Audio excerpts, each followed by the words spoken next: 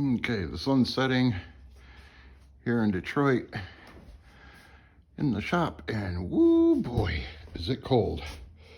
But we're getting back on this. Okay, some of our next steps. Boy, where do we start? So we're gonna drill and tap right into the wood for our beautiful, I love these ABR1 bridge. And these are a reproduction in a very specific zinc alloy of the bridges Gibson used back in the 50s. Very desirable. Some of their high-end guitars actually reissued these. And what they do is these posts screw right down into the wood. And the bridge sets, and then this thumb wheel is your adjustment. The finish on these are amazing. Nickel plated, and they're just so precision made. Nothing rattles. Just really nice bridges. So we're gonna drill our posts out for that. We have to drill our holes all the way through the body for our strings to feed through the back. And then these little ferrules, I'm running out of them. I have to order more. The strings situate and they pound in flush to the back. So we have to go with a drill bit the size of that flange, just a little bit, and then drill the rest of the way through the size of this ferrule. And then I use more ferrules on the top for the strings to wrap, come out and wrap over and go over the bridge.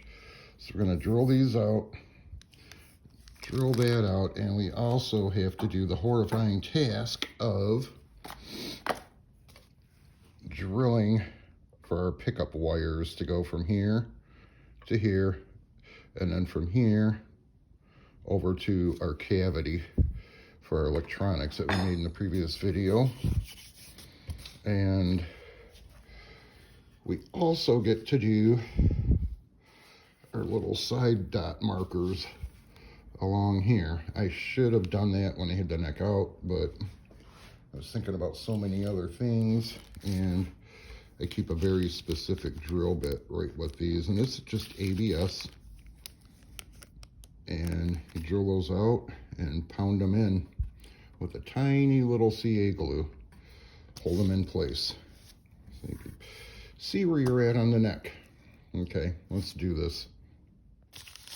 And another thing I forgot to add, we have the horrifying task of drilling, and I literally use turn of the century brace bit with these bits. These are so crisp and clean. I would not be able to get that kind of cut on this edge over here for our jack plate to go with a paddle bit. It would just tear that up. I do it by hand, and these holes have to be so large. These are Switchcraft, by the way. These input jacks, I love them. They're still made in America since the beginning of time. And this hole has to be bored out quite large for this whole contraption to fit in there. And when you plug your guitar in, that's what it's snapping into. Okay, here we go.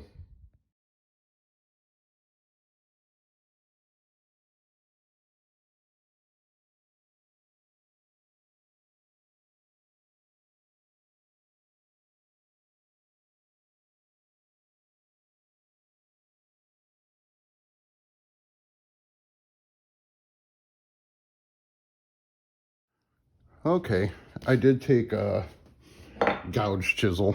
Everybody has these, just to kind of shave the inside off. How these work, these guys, the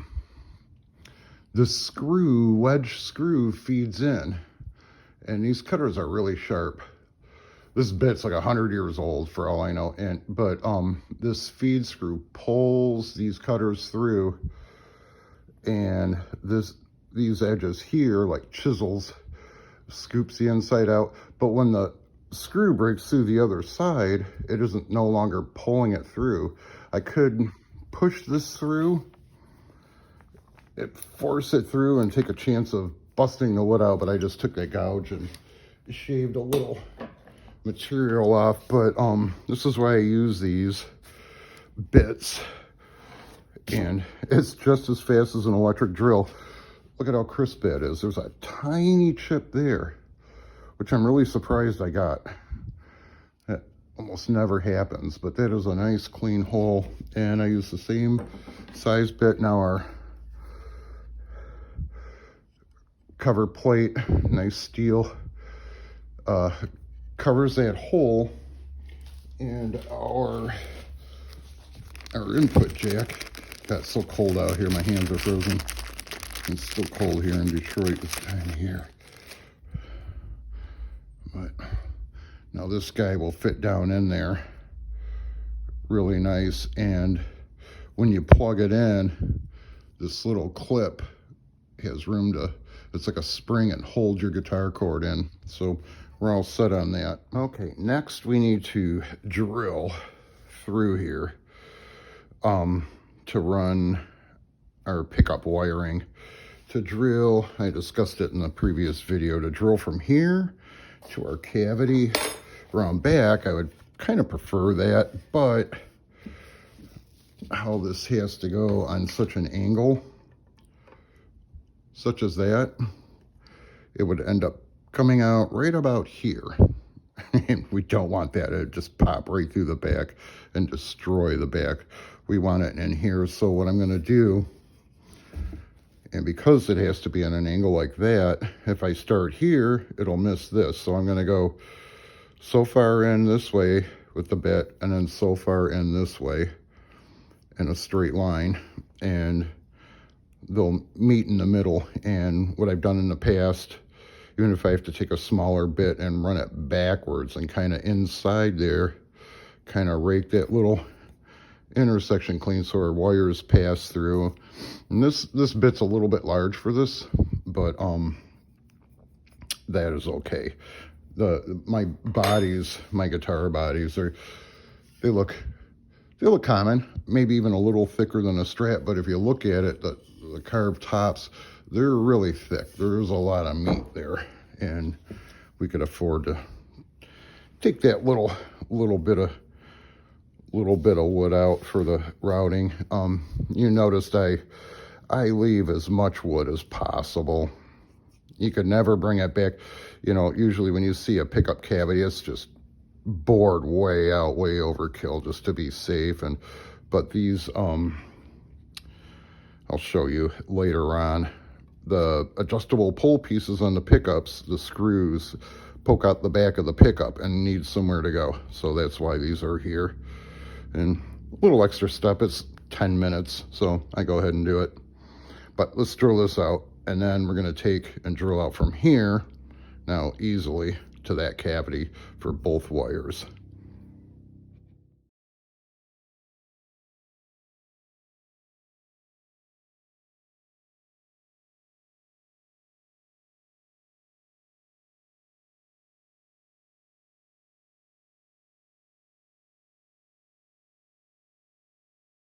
Okay, that was a little nerve-wracking.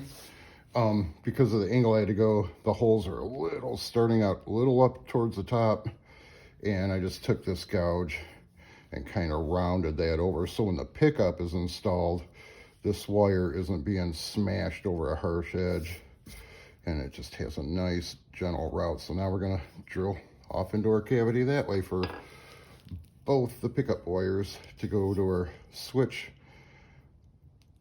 and then volume, and then tone knob. Okay, that went pretty good. Looks like it comes through a little bit tall, and that's actually good. That works out because the stack height of our switch from here to here, and those wires go to this switch first to pick up the front, back, or both pickups, and then off to the volume and tone knobs, and then out through our input jack hole. Okay, now we need to, as I discussed earlier, mount our post. So it's etched in stone exactly where our bridge goes.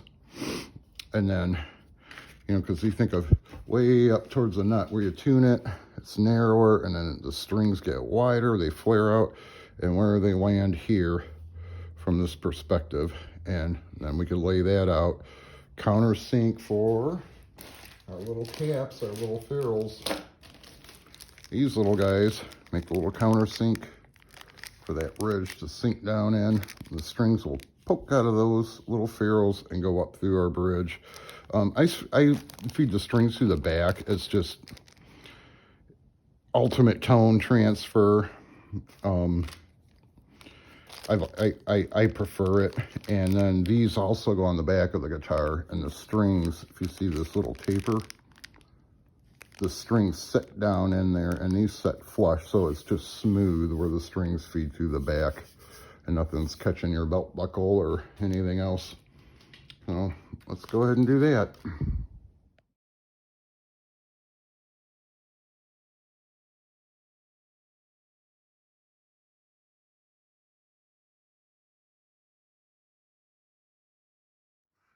Okay, so I drilled these on the drill press for obvious reasons. The drill press keeps everything straight up and down. But I want to talk about these parts for a minute. And this is a common washer. With all my parts, like if you look at it, it was manufactured. It's just a simple washer, but it was stamped. And compared to this side's just ugly. There's sharp edges, and so I would install this with this side up, nice and smooth and friendly. And that goes for so many different parts. These, if you look, their machine seems to have a nice little finished edge compared to this edge, which has an aggressive edge where it was sheared by a machine, apparently. And I'm going to mount it with this pretty side up. And also with these, if you look, you can see all the machine marks in this guy and this thumb wheel for our adjustment. And this side, now it has my fingerprints all over it, actually has a beautiful nickel finish. So I'm going to install that side up. Just a thought. And I'm going to install these now.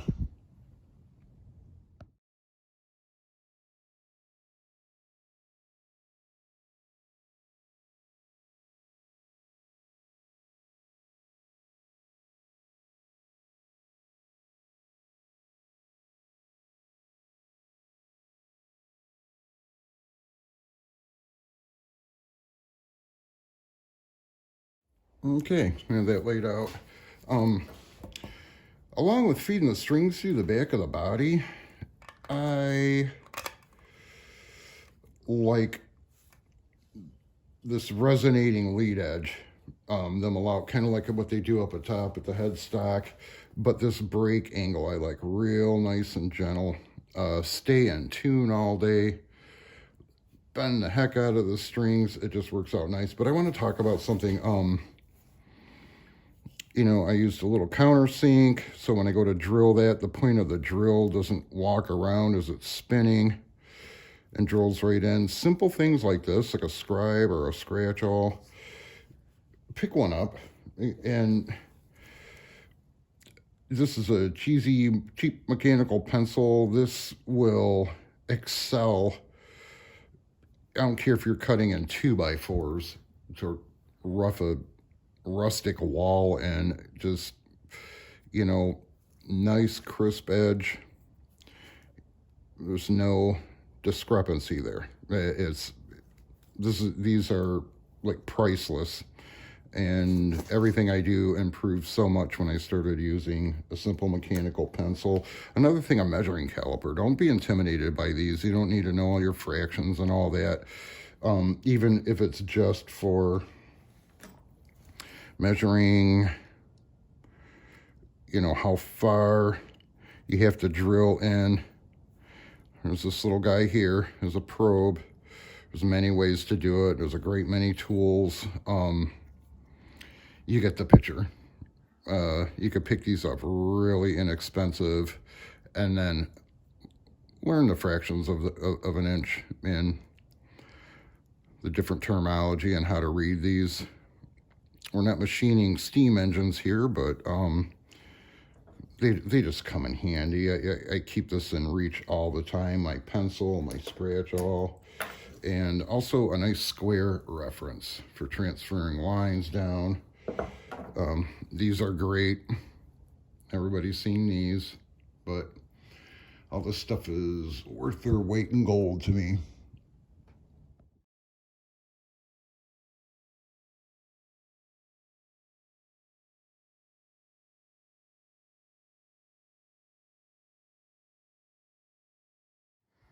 Okay, these I did, excuse me, with just my hand drill, just to countersink these a tiny bit, like I mentioned, for that little lip to set in. And the lip is just a tiny bit tall, but these get hammered in this bit. It's a good example of being able to measure something. And this bit, that little tip will pilot right in the center of those. And I'll do this on the drill press because these have to be straight. If they're on an angle, all these coming out the other side on the back will be all over and look crazy and really bad. So we're going to do this on the drill press. But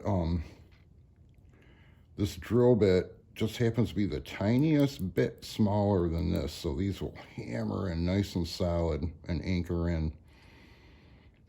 And I'm going to go ahead and do that on the drill press. Oh, another thing I forgot to mention, I run this backwards, these drill bits, if you can see those little barbs mentioned in another video, they slice through the wood, but in going this way, they do a nice crisp, those edges, I know it looks a little burnt from going backwards, it resists. If I were to go forward, it would just do what it's designed to do, but it would tear these little edges up. And this is right, I mean, this is one of the eye candy spots where everything terminates. You don't want to mess that wood up. So I spin them in reverse. If you ever want to, with a wood bits are completely different than bits that drill through metal and steel. And these little barbs will work out really great. You could start a hole in reverse once you get past the save point, and then put it in forward and go the rest of the way through. And if you look at a regular standard bit, this is Gigendo, but this is great for steel. But these will, chances are they'll tear wood up, especially for doing the headstocks for the machine heads. I mean, that's pretty skeletal for how big that hole is, and you want to use wood bits. I mean, $20-$30 for a decent set, you know, you just got to do it. Okay, over here on the drill press. All right, if I was to drill through the guitar body with nothing backing it up and just this, I made this up for a completely different reason I'm not going to get into right now, but if I just drilled through the body and as it's breaking through the other side, it could bust the wood out, and that would be terrible. So I don't really want to use this, but I am going to use this so that doesn't happen. And drill presses are nice. Other than keeping everything perfectly square, they also have a depth stop, so the damage to my template will be minimal. Hopefully.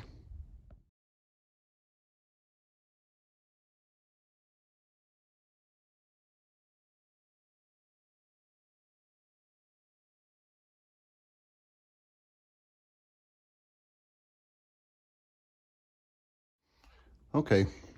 One thing I want to mention in the video, you can see I'm going down a little bit, coming back up, going down a little bit, coming back up. The reason being is going through wood this thick, going through maple into mahogany, And what happens is the flutes get so packed with chips or whatnot, it just creates a lot of heat, pulling it back up and lets those evacuate out. Another reason is wood grain can actually, anybody use a table saw with a big thick cut and run a board, and then the line up top's going this way and that way and the line on the bottom straight, the blade is literally bending, and the wood grain influences that, and could literally, with these hard woods, can influence the drill bit to wander, and just bringing it back up kind of relieves that tension, and like, okay, this is what we need to do.